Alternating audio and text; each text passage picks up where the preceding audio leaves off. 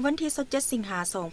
2026นี้คณะนำกระทรวงป้องกันประเทศนำโดยสหายพลตรีกรุงทองสุขวงศ์กรรมการคณะประจำพรรคกระทรวง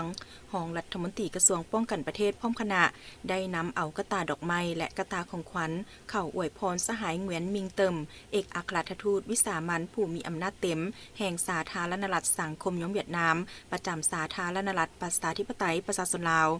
สหายพลตรีกรุงทองสุขวงศ์ต่างหน้ากระทรวงป้องกันประเทศได้กล่าวอวยพรไซอันประเสริฐมายังสหายเหงียนมิงเติมเนื่องในโอกาสวันชาติสาธารณรัฐสังคมยงเวียดนามครบรอบ81 ปี2 กันยายน 1945 2 กันยายน 2026ซึ่งแสดงให้เห็นถึงสายพัวพันมิตรภาพการร่วมมือรอบด้านระหว่างสองชาติ2 พรรค2 กองทัพและประชาชน2 ชาติลาวเวียดนามที่มีมูลเชื่อมาแต่ดนนานแล้วนั้นอวยพรไปยังพรรครัฐบาลประชาชนเวียดนามไอ้น้องจงมีสุขภาพแข็งแรงประสบผลสำเร็จในหน้าที่เวียกงานที่มีเกียรติสง่าและเสริมสร้างสายพัวพันการร่วมมือรอบด้านระหว่างลาวเวียดนามลาวให้นับมือลึกซึ้งอย่างแน่นแฟ้นยิ่งขึ้น